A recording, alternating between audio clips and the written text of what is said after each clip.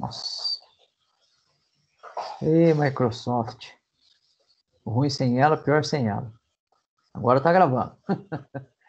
Pessoal, boa noite então, né? Vamos lá então retomar nossa aula da semana passada, ok? Deixa eu apresentar aqui o slide para vocês. Deixa eu vir aqui, cadê? Aqui. Deixa eu dividir aqui a aula com vocês. Beleza? Acho que já deve estar mostrando aí os slides para vocês. Aqui sim, professor. Tá, maravilha. Então vamos lá, a gente falou de risco, falamos do retorno, né? Aonde que eu posso investir o meu capital e os riscos que estão em volta disso, né? Evidentemente, a gente falou da poupança, a poupança tem um baixo risco, tem uma baixa remuneração e de contrapartida o risco é praticamente zero, né? Você tem aqui, por exemplo, aplicações na Bolsa de Valores, que existe um risco interessante, existe um retorno interessante, mas, consequentemente, você tem um risco, né? E aquela história, se você não tem tempo, você não tem expertise para estar atuando na Bolsa de Valores em tempo integral, aí você realmente tem que pensar no custo a longo prazo. E a única forma de você ganhar mais do que na Bolsa de Valores é você montar o seu próprio negócio. A gente falou isso por quê? Porque você normalmente aplica 100% do produto que você está vendendo. Então, se você está vendendo um cachorro-quente, por exemplo, pegando o exemplo lá do carrinho de cachorro-quente, se o cara está vendendo o cachorro-quente a R$5, é porque esse cachorro-quente saiu para ele a R$2,50, tá? Lógico que quando você começa a analisar tudo pontinho, nossa, o cara está no limite do gasto dele, mas perceba que o único jeito de você ter uma lucratividade maior, ter um retorno maior, é sempre você montar o seu próprio negócio. É por isso que ser empresário tá no sonho, né? Tá no desejo de muitos, tá ok? Porque existe um ganho diferenciado. Porém, não se engane, o fato de ser empresário não quer dizer, a gente já falou isso, não quer dizer que vai trabalhar pouco. Você pode sim ter remunerações, você pode ter assim patamares de remuneração diferenciada, é verdade, mas você também corre o risco de trabalhar mais do que você trabalhava quando era empregado de uma empresa, tá? Então, dificilmente, às vezes o oi? empresário está menos de 8 horas na empresa dele, né? Dificilmente, às vezes, ele tem 8 horas por dia ali, né? Às vezes 10, 12, 14. Então, existe uma ideia, né, um princípio para quem é empresário, que ele até pode se ausentar durante algumas horas durante o dia, mas a boa prática é que ele esteja lá na hora que abre e que ele esteja lá na hora que fecha. Então, a empresa abre 8 horas da manhã, o empresário tem a obrigação dele estar lá às 7h30. Por quê? Porque ele é o dono do negócio. Porque se o funcionário vê que nem ele está lá, o funcionário vai dar valor naquilo para quê? Né? Não existe uma razão do porquê. E se o funcionário não entende a razão do porquê, de quem é a obrigação de dizer a razão do porquê daquele negócio é o empresário. É o empresário que tem que motivar a sua equipe, seus colaboradores. Se nem ele está motivado, você imagine os colaboradores, né? E uma hora antes de fechar, ele tem que estar lá, certo? Por quê? Porque ele é que vai fechar, ele é que vai, e as pessoas vão embora e ele vai ficar, né? Então, tipo, não que tenha que ser feito isso, mas isso dá para acontecer. Porque tem aquele ditado, né? O boi ele engorda aos olhos do dono, certo? Se os olhos do dono não tiver sobre o seu produto, como é que ele vai engordar, né? Tem um ditado que diz isso, que o boi só vai engordar aos olhos do dono, tá? Não fui eu que inventei, mas está aí e é interessante esse ditado. E, de fato, é o princípio do empresário, tá? A gente falou aqui um pouco, né, sobre a questão, né? A gente pegou aqui, por exemplo, um capital de 50 mil, e aplicou ele aqui na bolsa não, na poupança, né? E de acordo com a taxa, a inflação e a taxa de rentabilidade nominal descontada da inflação, a gente obteve aí o quanto que nós teríamos de retorno, né? Então, tem esse problema aí que, dependendo como for, a gente paga para o dinheiro estar lá na poupança, ao invés de ter ganhado, ok? A gente perdeu mais do que ganhou. A gente fez uma simulação aqui dos próprios 50 mil aplicado na Bolsa. Se eu não tivesse aplicado em papel, mas se eu tivesse aplicado no índice Bovespa, né, que é o índice da Bovespa, eu tivesse comprado os papéis da própria Bovespa, nós teríamos aí um ganho relativamente muito interessante. Ele deu 31% ao ano. Então, os nossos 50 mil virariam 65.500. Nós teríamos uma lucratividade, por assim dizer, de 15.500, tá? Lembrando bem que o ano de 2019 foi um ano diferente, né? Apesar da economia estar atrelada, nós não estávamos num ambiente de cenário de pandemia, né? A gente, na verdade, nem sabia o tamanho da encrenca, né? Muito provavelmente a Bolsa tem dado ainda bons rendimentos no ano de 2020 e vai dar em 2021, mas ele é muito tímido perto do que foi nos anos anteriores, tá? E aí a gente viu o investimento do negócio próprio. Então, se eu tivesse aqui um negócio próprio, ao prazo de um ano, né, eu poderia ter um retorno aí de 25 mil reais. Ou seja, se eu fizesse um salário de 2 mil reais para mim, eu ainda teria, eu pagaria de prolabore para mim, dono do carrinho, dono do negócio, 2 mil reais por mês. Em um ano daria 24 mil reais. Lógico que eu não pagaria para mim nem férias, nem 13º, ainda sobraria um rabicho de R$ 1.000. Lembrando que desses 25 mil, uma parte tem que ficar para a empresa auto-investir nela, ok? E beleza. E aí acho que a gente ficou falando, né, por umas questões aí do valor do dinheiro, como é que isso é aplicado, como é que as coisas vão, né? E a gente ficou numa discussão muito interessante, eu gostei bastante, né? E a ideia dessa disciplina aqui, ela não é uma disciplina principal do curso de vocês, mas o interessante é que ela traz, né, uma visão um pouco diferente para vocês pensarem, refletirem um pouco nisso, tá? A gente falou um pouco do Tesouro Direto, que existe a possibilidade de aplicar com muito pouco dinheiro. A gente falou que o Tesouro Direto ele comercializa papéis da dívida pública, né? Então, por exemplo, um exemplo da dívida pública é financiamento em obras, né?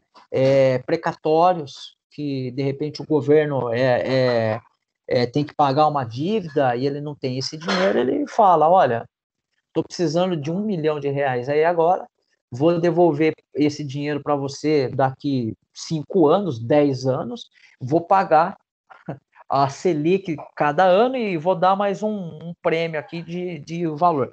E isso é muito interessante, né? O Tesouro Direto, ele é muito usado para fazer lastreamento de investimento. A maioria dos bancos, né? A maioria dos bancos compra título da dívida pública. Então, vamos pegar aqui o Itaú, o Bradesco, qualquer banco que você imaginar aqui dentro do país, ele compra títulos da sua dívida pública, porque ele compra títulos para daqui 20, 30, 10, 15 anos, né? Porque o banco vai coexistir, e isso gera um ativo passivo ali da empresa, que vai ser realizado a longo prazo.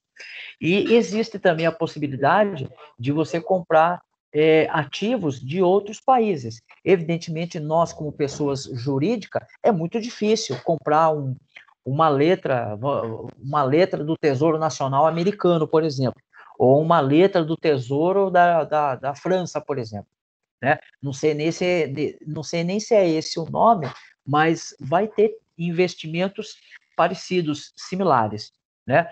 O que acontece? O Brasil compra títulos do Tesouro Americano, os Estados Unidos compram títulos da dívida do Brasil, e tudo isso vai gerando o que a gente chama de balança comercial. Existe, inclusive, as chamadas compensações monetárias internacionais. Então, por exemplo, quando, vamos imaginar que você vai remeter dinheiro para os Estados Unidos. Então, uma empresa, vamos pegar aqui uma empresa que eu trabalhava, ela patrocinava um carro de Fórmula 1, né? Que era o Luca de Graça lá. A Virgin, ela ficava em Miami, Estados Unidos. E aí a empresa aqui tinha que remeter dinheiro para lá. Só que remeter é uma palavra, né? Na verdade, o que você faz? Você contrata um banco, né? Então, na época, se não me falha a memória, foi contratado o Banco do Bradesco, e o Banco do Bradesco, ele que fazia a troca do dinheiro, entre aspas. Na verdade, ele não trocava dinheiro, ele tinha títulos da dívida pública dos Estados Unidos, e ele trocava com os bancos de lá, e os bancos pagavam a Virgin, né? Então, você fazia essa troca, essa compensação monetária, você fazia, né? Porque você pega aqui o real e você vai mandar dinheiro para lá, tá? E aí você tem essa compensação. E aí a gente entra numa discussão muito moderna, que são as criptomoedas, né? Não sei se vocês já devem ter ouvido falar, acredito que sim, e eu gostaria de saber um pouquinho o que vocês pensam de criptomoeda. Um de cada vez.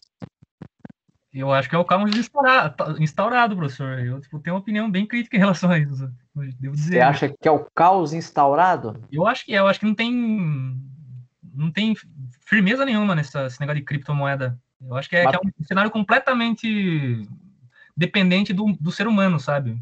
É uma coisa de sei lá, aquela coisa social, sabe? De as pessoas acreditarem em uma ficção coletiva e aquilo acontecer. É muito parecido com isso. Pelo menos o tipo de visão que eu tenho. Não sei. Entendi, não, tudo bem. Aqui a ideia é que cada um respeite a visão do outro, né? Nós aqui estamos tentando construir. Eu também não sou especialista em criptomoeda. O que eu sei é o que eu leio, o que eu vejo. Mais alguém? A ideia inicial, o Satoshi Nakamoto, quando criou o Bitcoin lá em 2008, era uma moeda virtual, né? Sem lastro, descentralizada, para funcionar para o mundo aí, pela internet. Uhum. Porém, o que a gente vê hoje virou um ambiente de especulação, onde a moeda não é usada muito para comprar ou vender alguma coisa, e sim como meio de investimento. Então, meio que se perdeu um pouco do propósito de usar como dinheiro. E o que acontece também é que muitas não têm lastro. Então, a volatilidade é muito grande. E você fala, como que eu vou usar um dinheiro, né, para comprar ou vender alguma coisa e tal, se a volatilidade é uma loucura? É a mesma coisa do Brasil nos anos 80, né? A inflação gigantesca, você recebia o salário cedo, você já tinha que sair correndo fazer compra porque os preços estavam mudando que nem louco. Então, é meio Sim, que sim. na verdade, se for ver, é praticamente o capitalismo puro, feroz, É. implacável, né? Porque se for ver, regulação é um pouco complicado, né? Então, você tem várias ICOs, né? Que é quando lança as moedas também, o pessoal fala, não, essa moeda aqui agora vai financiar, sei lá, o mercado de diamante. E daí fala, vamos muitas pessoas aqui investir para a gente criar esse mercado, não sei o que, não sei o que. Tem muito golpe, muito golpe, que o pessoal engana muita gente. Então, tipo assim, é ótimo ter uma moeda que virtual, igual Ethereum. Ethereum é muito boa. Ethereum você consegue programar contratos e você não precisa de um cartório para efetivar contratos. Então, a própria Ethereum você consegue, por exemplo, programar um país inteiro para funcionar em Ethereum.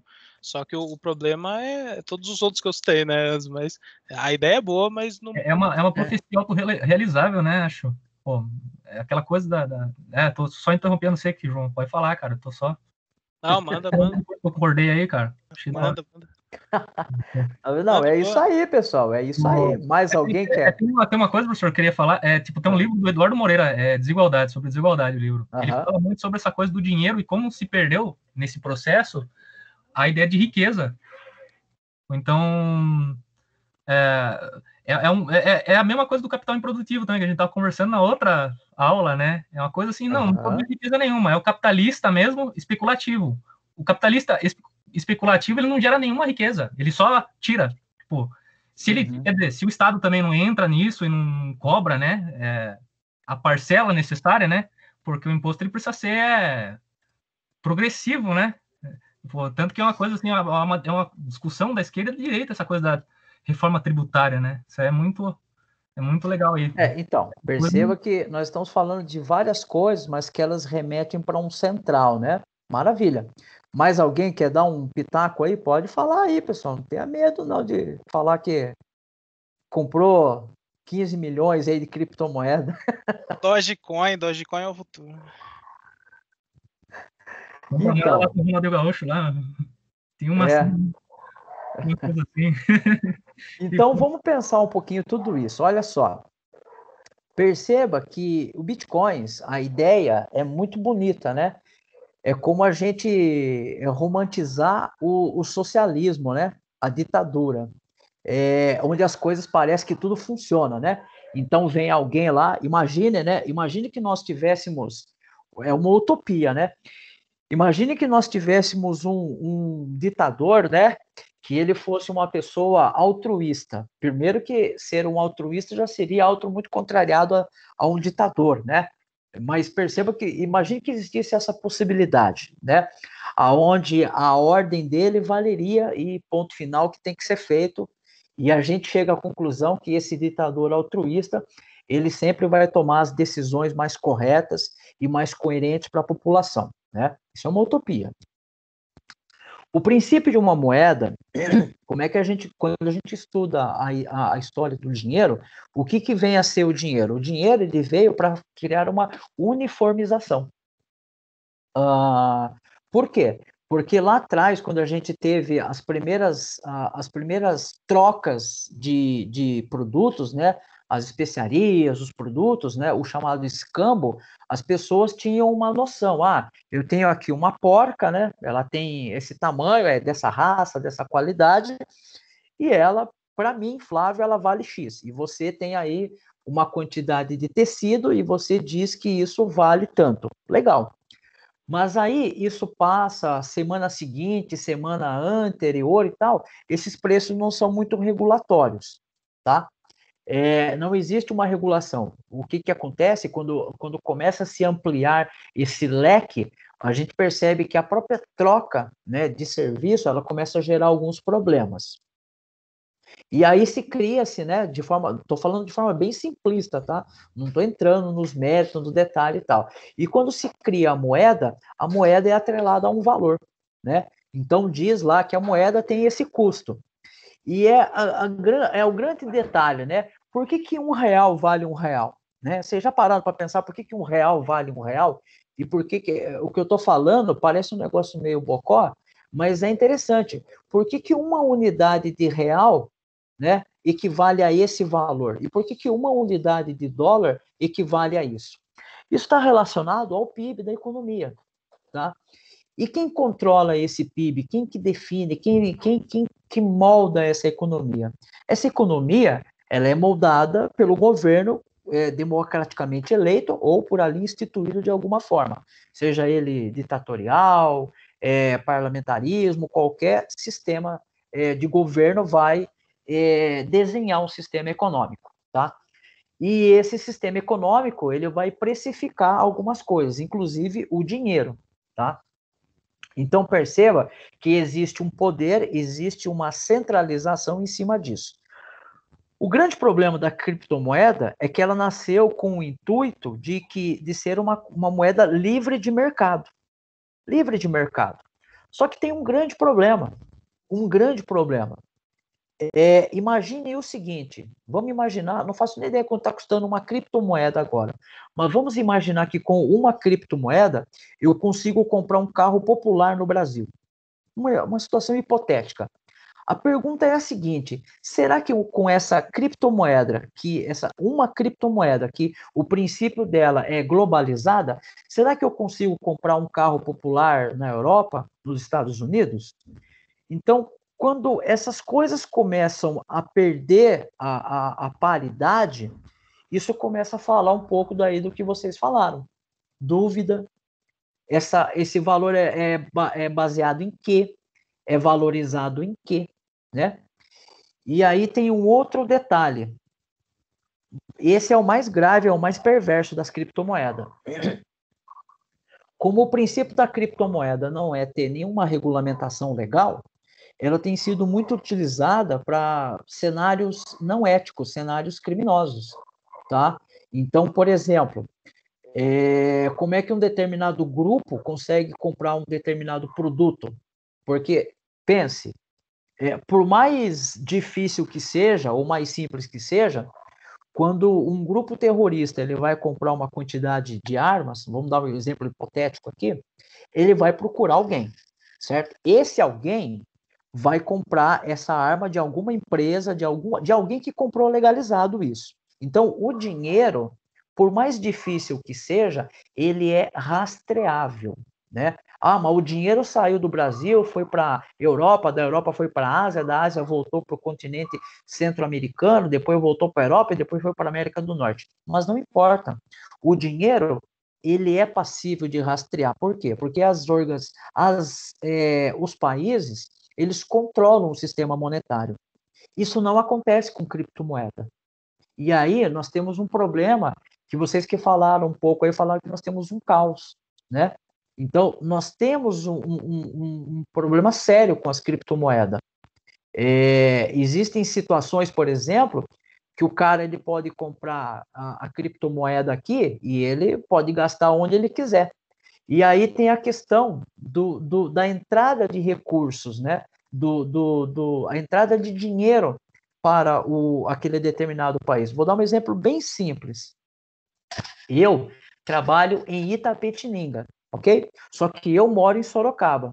Bom, eu recebo o dinheiro aonde? Eu recebo pela instituição que está localizada em Itapetininga. Então, acredite, o PIB de Itapetininga está sendo influenciado por conta de eu estou influenciando o PIB em Itapetininga. Só que eu não gasto meu dinheiro em Itapetininga, eu gasto em Sorocaba. Percebeu para onde que vai as coisas? E perceba então que a Itapetininga, lógico que o meu salário não faz nem cócega, mas imagine quando isso em volume muito grande, em volumes vultuosos, como é o caso de criptomoeda. Daqui a pouco, nós podemos chegar à conclusão que, da noite para o dia, um país que ninguém conhece, ele fica o país mais rico do mundo. Por quê? As pessoas detentoras de criptomoeda combinaram no final de semana no churrasco, olha, vamos levar todos os nossas criptomoedas lá para esse país XYZ, vamos deixar esse país rico uma semana, passou uma semana na esteira, nós tiramos de lá, pode acontecer esse risco, tá? Não estou dizendo que isso é bom, que isso é ruim, eu estou dizendo que isso é um grande problema. Por quê? Porque as empresas que estão ali localmente, elas podem enxergar esse boom econômico e querer investir massivamente. E aí, depois de uma semana, vão embora todo esse recurso, os investidores vão olhar, não tem mais nada lá, vão embora. E aí as pessoas que investiram o seu dinheiro ali perderam o dinheiro que elas tinham. Então, o problema da criptomoeda, ele é muito sensível ainda, tá? Ele está sendo muito usado para fazer pagamentos ilegais, chantagens, né? Cybercrimes, né? Que nem essas empresas de segurança que sofrem ataque, os hackers estão pedindo dinheiro, estão pedindo criptomoeda, tá? Então perceba que a criptomoeda ela está ficando suja, por quê? Pela própria pela falta de identificação e de regras dela, tá bom? Então, só um parênteses aí, mas é um assunto ainda muito, muito novo, muito, como é que diz? Muito, muito longe ainda de muitas pessoas como nós.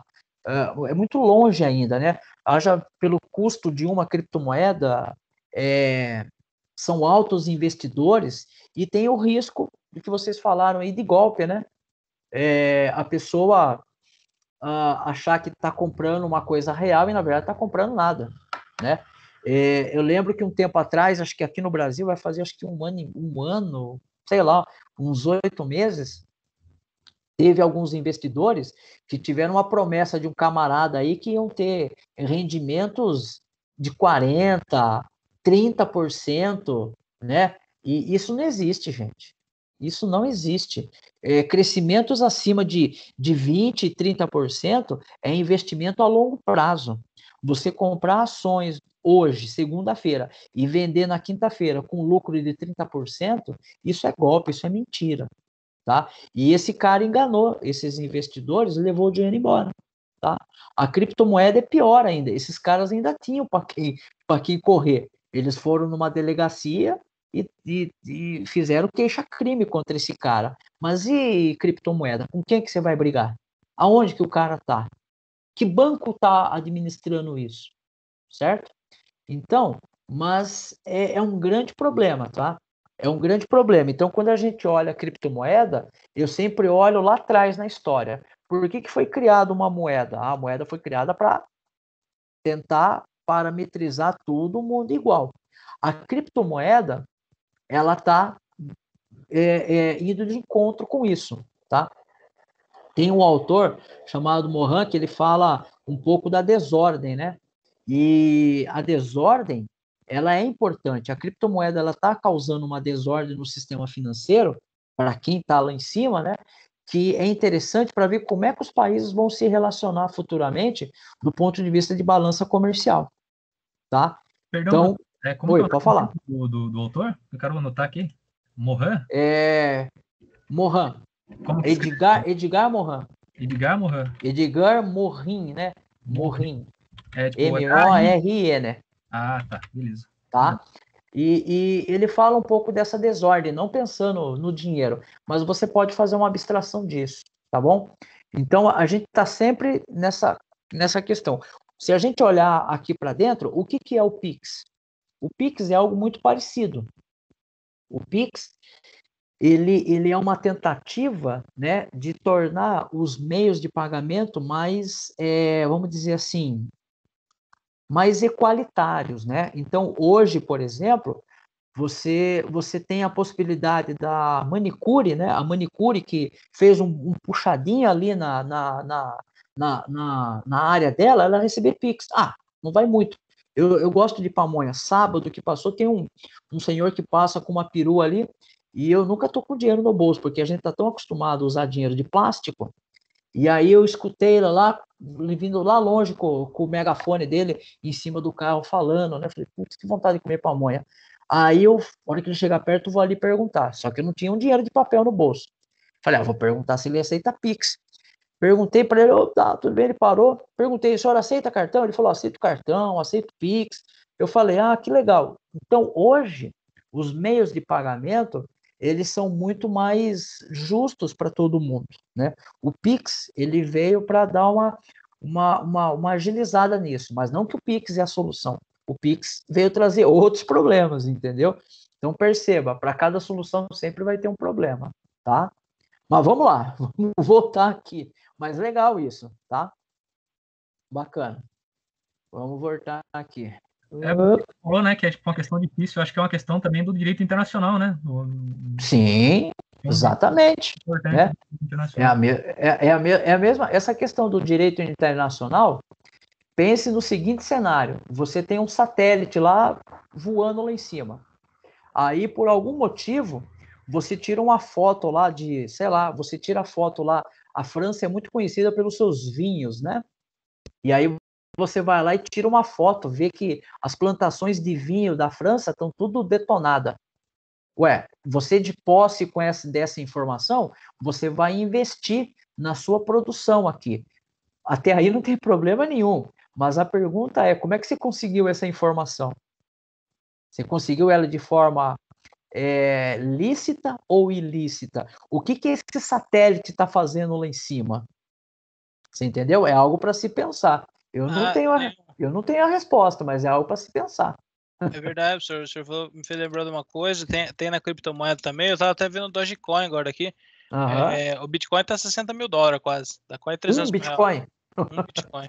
Só que o Dogecoin, ele custava 3 centavos, 2 centavos, uma moeda. Hoje está 45 centavos. E daí você entra para ver o gráfico, é artificial, que ele sobe, o pessoal chama de baleia. O pessoal que tem muito dinheiro entra numa criptomoeda e por causa da oferta e demanda, muita gente comprando, altera o preço dela, sobe. E daí depois esse cara valorizou o dinheiro dele em 3, 4 vezes, ele tira tudo e daí quem comprou na alta perde, porque depois vai cair. Né? Sim, exatamente. Então, os E caras sem segurança nenhuma. Exato. O cara manipula a moeda. Às vezes é legal, né? Porque isso aqui é o livre mercado puro mesmo, né? O cara vai lá, compra o que ele quiser, Sim, aí sim. o preço dela varia, ele vai lá, vende e ganhou. É, E tá tudo dentro exatamente. da lei, não tá infringindo nada. Né? Não tem lei, não tem É, regimento, não tem uma bolsa de valores para regimentar a regra. Então, é o que vale. o que vale é quem pode mais, né? Quem pode mais chora menos, quem pode pouquinho é o cara que perde. Né? Exatamente. Bom, então dentro desse contexto, pessoal, nós chegamos aqui num ponto em que a gente vai pensar num negócio de caixa projetado, fluxo de caixa projetado. E o que é esse fluxo de caixa projetado, né? A gente tem que cada vez mais, quando a gente vai investir num negócio, a gente tem que pensar ser cada vez mais realista com as coisas que vão acontecer nesse investimento. Então, eu preciso ser realista com as premissas, né? Eu preciso estudar o mercado, tá? Ter também um toque de pessimismo, né? Se isso der errado, para onde que eu vou, certo? Então, vamos pensar aqui num projeto, um produto ou uma empresa. Nem sempre se mostra viável na primeira projeção de fluxo de caixa.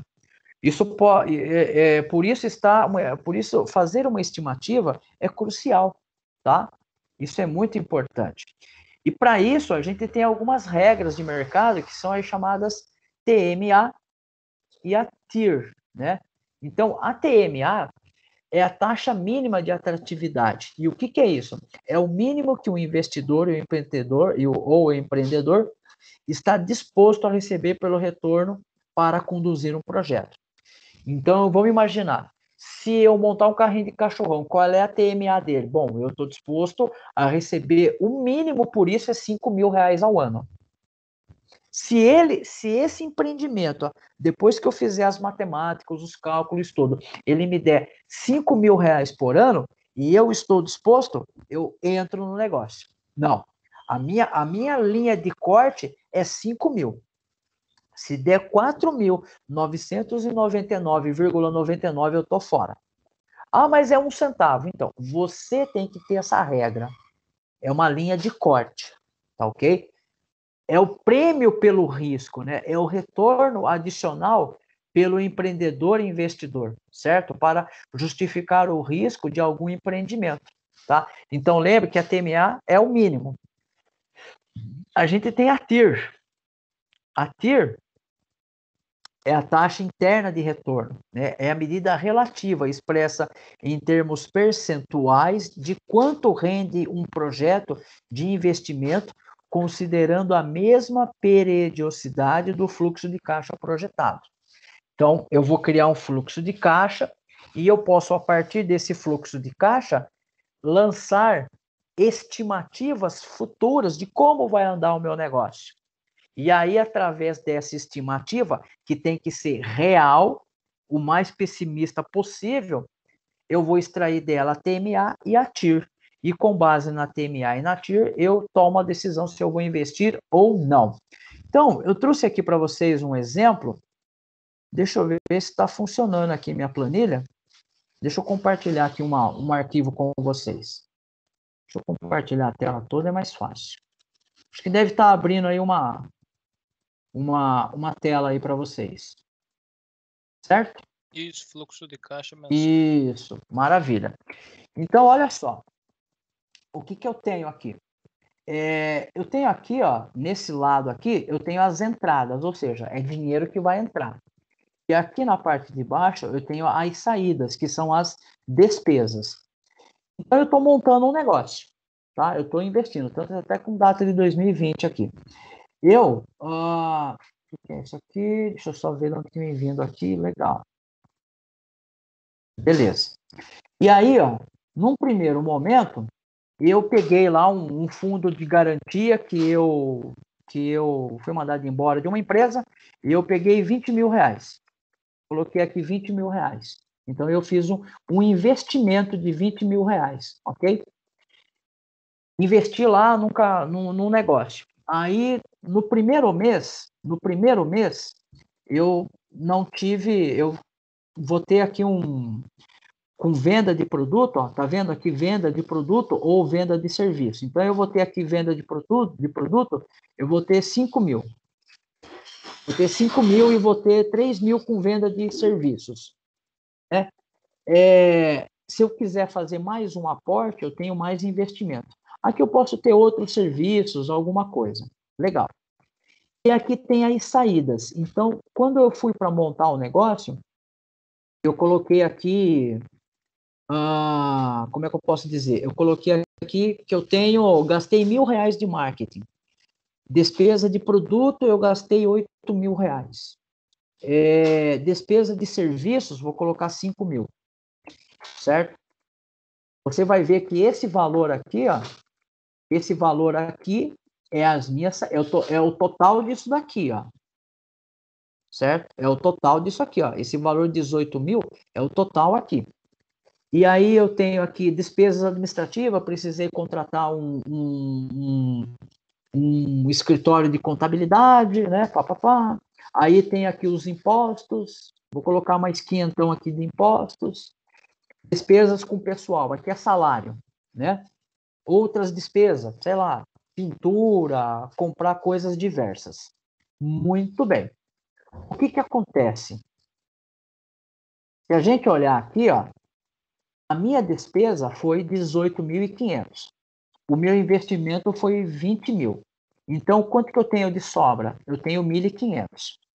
Quando eu olho aqui, ó, aqui a tira aqui está dando um erro, depois eu vejo por que está dando um erro. Tá? Depois eu vejo aqui. Por que a tira está dando um erro? Deixa eu ver aqui. Tira aqui. Não sei porque está dando erro. Depois eu vejo.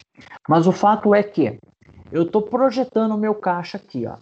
E aí, em fevereiro eu vendi isso. Mas, em compensação, em fevereiro, eu tive despesa com marketing, certo? Eu tive despesa com marketing, porque eu preciso continuar com a propaganda. Despesa de produto, a despesa de produto já diminuiu, 5 mil. Tá? Mas perceba que eu tenho 6 mil aqui, ó, de despesa, né? E tem uma entrada aqui. E tem uma entrada de 8 mil. Por enquanto, a diferença entre o que eu vendi e o que eu estou gastando está equilibrada. Vamos continuar. Aí eu tenho despesa com serviços, agora eu não tenho mais serviços. Mas eu tenho a despesa do escritório de contabilidade, eu tenho os impostos, eu tenho a despesa de mão de obra, que é 2.500, e aí você vai ver que o meu fluxo de caixa aqui já começou a ficar problemático, né? O meu fluxo de caixa já começou a ficar problemático porque ele vai dar negativo. Por quê? Porque as minhas despesas já superaram a receita, certo? Eu tinha uma sobra de caixa anterior, mas as entradas tinha 9.500, mas aqui, ó, zerou, já tem 9.500. E eu tô zeradinho, com o meu negócio. Então, eu estou faturando todo mês 8 mil reais e estou gastando 9.500. Bom, muito bem.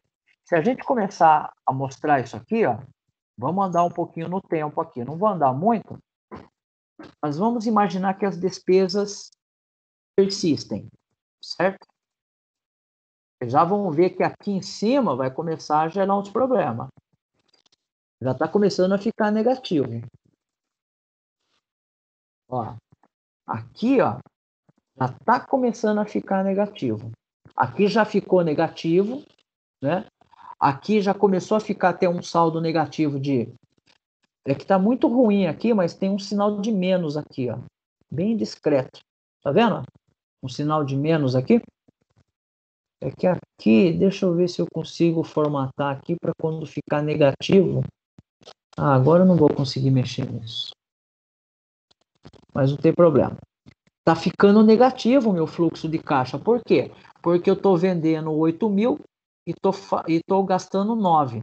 Bom, perceba que a minha TMA anual já está dando problema. A tira agora começou a aparecer. A tira aqui começou a aparecer. Tá danado. Tá aqui, ó. tá? Então, por enquanto, as coisas estão já ficando um problema. O que eu tenho que fazer? Eu tenho que manter as minhas vendas de produtos e serviços, né? E eu tenho que começar a trabalhar aqui, ó. Então, esse cara aqui, o que era? O primeiro era propaganda. Então, agora eu não tenho mais propaganda. Agora eu tenho somente a despesa de produto e a despesa de pessoal. Então, aqui a coisa já começa a ficar um pouco interessante, tá? Então, vamos lá. Na hora que eu pego aqui, eu começo, né? Aí já começa a diminuir um pouco. Já. Mas mesmo assim, olha onde que está indo a minha dívida, tá? Eu preciso achar um fornecedor que me forneça um trabalho, um produto mais barato. O que nós estamos fazendo aqui? Nós estamos... vou achar um fornecedor que me vende agora por 4 mil. Tenho que dar um jeito de baixar isso, tá? Tenho que dar um jeito aqui. E aí, eu agora estou gastando uma despesa de 2 mil com o pessoal. Achei um escritório que cobra, estou pagando menos imposto. E achei um escritório um pouco mais barato. E aí nós vamos... Opa, peraí, Flávio, aqui, ó. O que nós estamos fazendo? Nós estamos, ó, tá vendo que está reduzindo aqui, ó?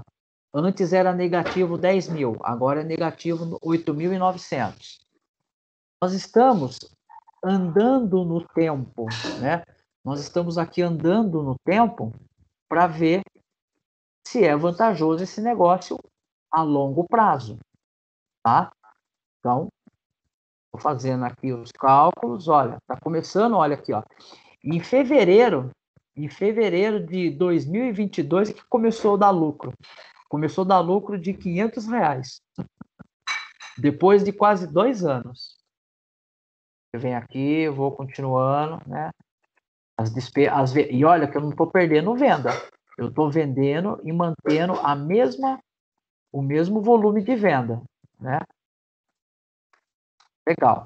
Bom, em outubro de 2022, acho que outubro de... Vou fazer mais um aqui, só para chegar chegar no final de 2022, só de forma hipotética. Bom, em janeiro, a minha empresa vai ter um saldo positivo. Em janeiro de 2023, ela vai ter um saldo positivo de 12.700, tá? Olha só, qual é a taxa de retorno? A taxa de retorno, essa tira aqui, não estou contente com ela ainda. Cadê aqui? Deixa eu só ver se a hora que trazer ela para cá, ela corrige. Deixa eu tentar trazer ela até lá no final. É que eu estou usando o LibreOffice. No Excel eu sabia. Eu acho que essa função aqui de TIR deve ter. Aqui, vamos lá. Aqui, agora funcionou. Olha só. Presta atenção. Eu comecei a investir R$20 mil em janeiro de 2020. Passou 2020. Eu terminei janeiro. Eu cheguei em dezembro devendo R$10.500. Passou o ano de 2021 trabalhando duro. Terminei dezembro de 2021 devendo 2.900. Eu só fui ter lucro em dezembro de 2022. Né? A quanto que eu tive de lucro? 11.500. Quanto que eu investi? Investi R$20 mil. Olha só isso aqui. Qual foi a taxa de retorno? A taxa de retorno é 7,20%. É muito baixo. Sabe aonde que você ganha 7,2%? Na bolsa. Na bolsa você ganha. Então pegue esse dinheiro e aplique na bolsa. Você vai ganhar mais. E qual é o prêmio? Qual é o prêmio que você vai ganhar pelo risco desse negócio? Você vai ganhar 4%. Então, a taxa de risco é baixa, né? O prêmio pelo risco também é baixo. A TMA, a taxa, né, mínima ao ano, vai dar 11%. A taxa até que está razoável, mas o problema é o risco. E a TIR, olha a TIR deu menos que 4%, né, ao mês. Então, é muito pouco. A própria TMA ao mês está dando menos que a poupança. Acho que a poupança está menos ainda, Flávio. Né? Qual é o grande problema aqui? O problema são essas despesas. E se a gente diminuir as despesas, Flávio? Se eu colocar aqui 5 mil, será que rola? Opa, 5 mil. A gente vai ver que isso vai mudar, entendeu? O cenário muda. Então, se eu chegar aqui... eu fiz aqui... não, aqui já estava, né? 5 mil. Deixa eu colocar aqui a despesa 3 mil. Então, deixa eu chegar aqui e mudar tudo isso aqui. Vocês vão ver que a TMA vai mudar, né? Que é a despesa. Então, ó, o que que acontece? Ah, agora deu erro para mexer tudo, né? Não tem problema. Mas, o que que acontece? Eu preciso rever essas questões aqui. Preciso rever essas questões. E aí, a gente percebe que montar um negócio, ele exige muito raciocínio, muito tempo, né? Eu preciso pensar em cada etapa, em cada momento do negócio. Então, o que que nós estamos fazendo aqui? Nós estamos brincando de adivinhar o futuro. Se as minhas despesas ficassem, se as minhas despesas com produto ficassem fixadas em 3 mil a partir do segundo mês, eu teria uma rentabilidade interessante, ó. 62 mil reais, além dos 20 mil. Tirando os 20 que eu investi, sobraria 42 mil. Então aqui vai dar um erro na TMA. Não sei por que a TMA, a hora que está mudando lá, está dando erro. Estranho. Sei lá porque está dando erro, mas não importa. O que está acontecendo? Tá? Perceba que está dando erro até nas outras coisas. Depois eu vejo por que não está. Por que não está fazendo a forma. Mas eu quero que vocês entendam o seguinte. Vocês têm que olhar. Quando vocês forem montar um negócio, vocês têm que montar. Olha, eu estou vendendo isso e estou tendo isso aqui de despesa. Tá? O que está acontecendo? O que está virando isso? O que isso está tendo de prejuízo? O que eu estou tendo de lucratividade? Tudo bem, pessoal? Então, o caixa projetado, ele é para isso, tá? É para ele te dar uma ideia. Quais são as vendas que eu estou buscando e qual é a realidade, tá?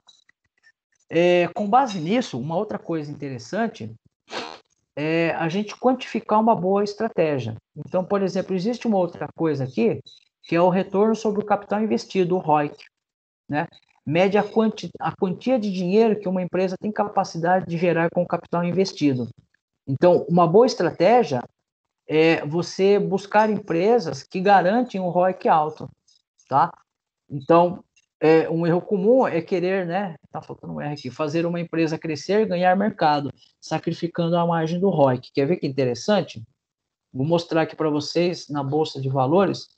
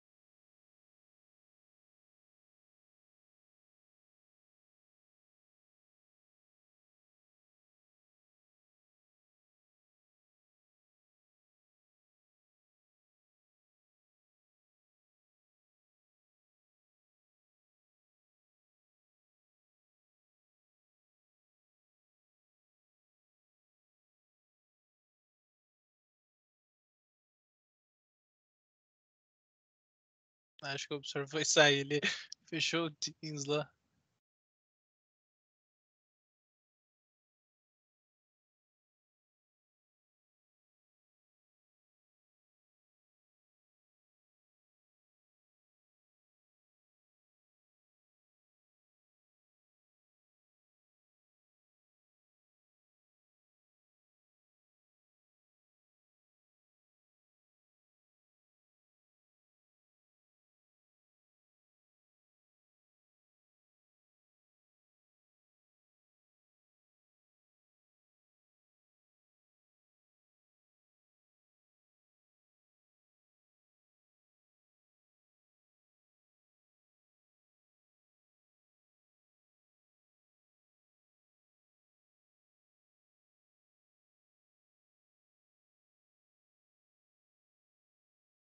Acho que tem que avisar ele. Se abusar, ele deve estar dando aula ainda. Mandar uma mensagem. Professor, tá por aí? Sumida, velho?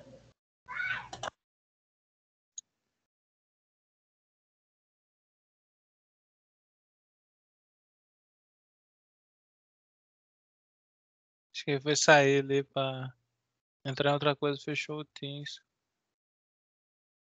Mas ele deve estar dando aula ainda lá, acho, não sei. Ou caiu também, né? Não sei.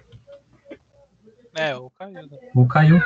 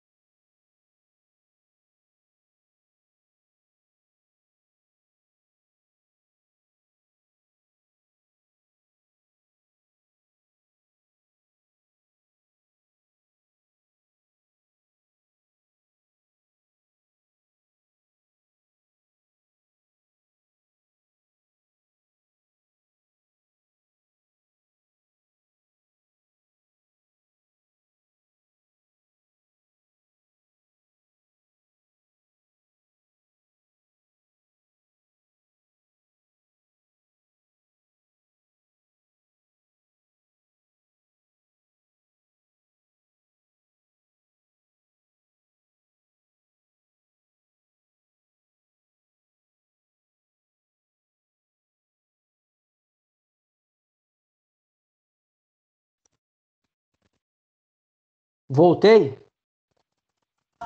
Achamos que sumiu aí, professor. A gente achou que caiu. Então, não, oscilou aqui mesmo. Eu estava vendo aqui, eu já estava quase que acionando o celular. Agora voltou?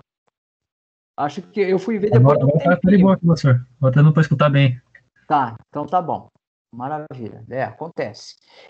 Vocês viram a hora que eu estava falando do ROIC, né? Não, nem viram, né? Isso, Caiu. o senhor tinha começado o slide, daí o senhor falou que ia mostrar alguma coisa da bolsa. Pensei até que o senhor Tá. tinha fechado o Teams. Não, caiu mesmo. Deixa eu ver aqui. Deixa eu só ver se tá ok. Muito bem. Que doideira, mas vamos lá.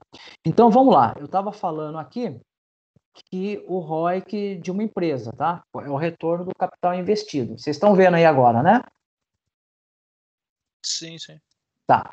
Então, o que é o ROIC da empresa? O ROIC da empresa é a capacidade que ela tem de gerar capital investido. Então, a cada R$ 1.000, qual é o percentual que ela tem de gerar de dinheiro em cima desse investimento? E aí eu vou mostrar para vocês aqui aonde que eu acho esse ROIC.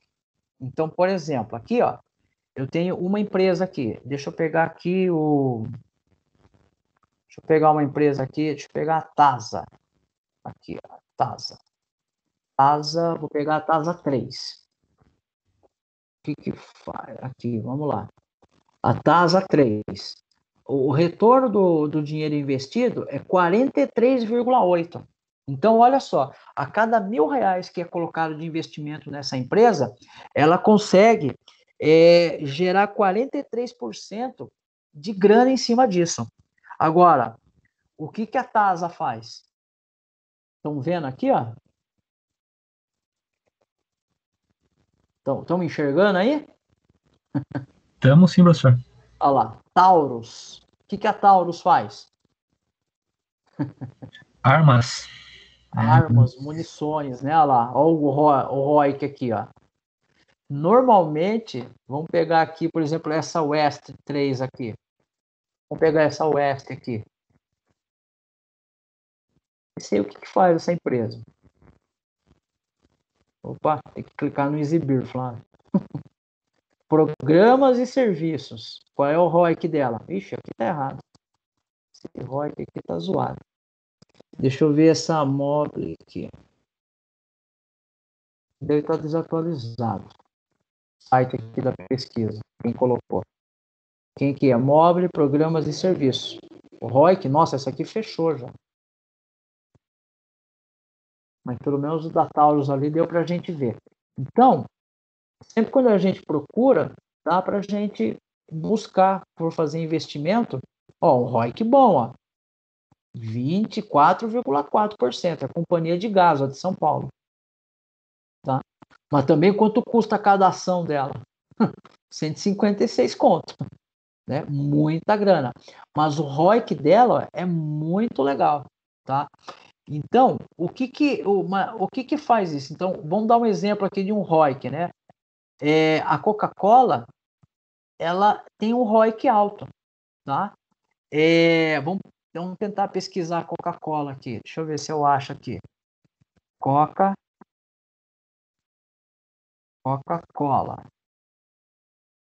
Deixa eu ver se aparece aqui. A Coca-Cola, o ROIC dela, ó, é 17,7, é um valor bom, né? Mas por que o ROIC da Coca-Cola é alto? Quanto custa a água? Quanto custa gás? Quanto custa açúcar? É muito barato, gente. Quanto custa um caminhão aí de, sei lá, aqueles caminhão-pipa? O cara paga aí mixaria. Para a gente é caro, mas para uma indústria é barato, tá? Quanto custa o gás, né? O gás para eles fazerem a água gaseificada? É muito barato, né? O açúcar, então, nem se fala, né? Então, o que a Coca-Cola faz? Ela pega esses produtos baratos que ela usa para fazer um outro produto, ela agrega valor e vende para a gente, tá?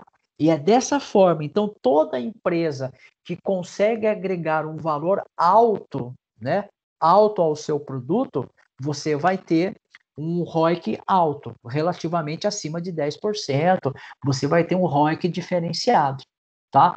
E aí, a nível de curiosidade, olha o mercado, o nível de ocupação do mercado da Coca-Cola. Isso aqui é em 2019, tá?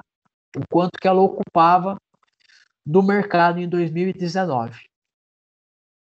Para descobrir o ROIC, né, é só vir aqui nessa página aqui e digitar o nome da empresa. Então, por exemplo, aqui, sei lá, BB, Banco do Brasil. Deixa eu ver aqui. Deixa eu pegar aqui, corporativa, programa, fundos de fundos. Vamos ver esse aqui, ó. O Banco do Brasil que lida com fundos de investimento. Deu o ROIC. Ah, não, o banco não tem ROIC. O banco paga dividendo. Tanto que aqui é 3 exatamente. Não é outra coisa lá. Não paga. Mas não tem problema, tá? O CCRO, a companhia aqui de empreendimento comercial, por exemplo, o valor da ação e o ROIC dela é um ROIC relativamente bom, não é ruim não, tá? Bom, pessoal, era isso que eu tinha para passar para vocês aí hoje, para a gente terminar esse assunto aí de aula, da aula de gestão financeira, e aí semana que vem a gente vai falar de investimento. Então, basicamente, o que a gente tem que ter ideia quando a gente vai fazer gestão de investimento? Toda vez que eu vou investir um dinheiro em um negócio meu, né? Por exemplo, eu preciso fazer uma análise de fluxo de caixa de como é que eu vejo o andar da carruagem disso daí, tá? Então, eu vou investir 10 mil reais hoje, legal. E para mim, em quanto tempo eu vou recuperar esse dinheiro, tá?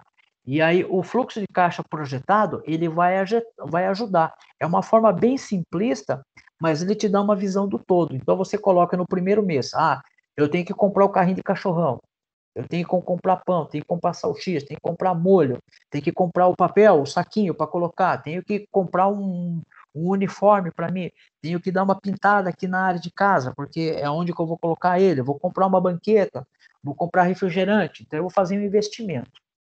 Isso vai custar um dinheiro. Aí no segundo, aí eu pretendo vender quanto? Bom, se eu comprei 1.000 pães, eu vou pretender vender os 1.000 pães, né?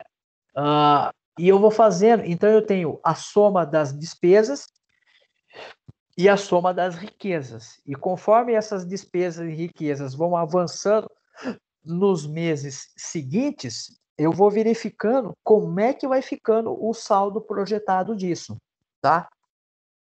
Porque esses 10 mil reais que eu peguei do meu bolso e eu investi na empresa, a empresa tem que me devolver. O carrinho de cachorro-quente tem que me devolver. E depois que o carrinho de cachorro-quente me devolver esses 10 mil reais que eu investi, aí o carrinho de cachorro-quente vai começar a andar com as próprias pernas. Então, todo o dinheiro que entrar, aí agora o carrinho de cachorro-quente tem condições de me remunerar, tem condições de auto-investir nele, modernizando, colocando um produto diferenciado, enfim, fazendo alguma coisa, uma propaganda, tá? O problema é que quanto mais longe for esse período, pior é. Quanto mais curto, melhor. Mas nem sempre o curto é a realidade, tá? Por conta da despesa, do valor do produto, depende aonde você vai vender, se já tem muita gente vendendo, tá?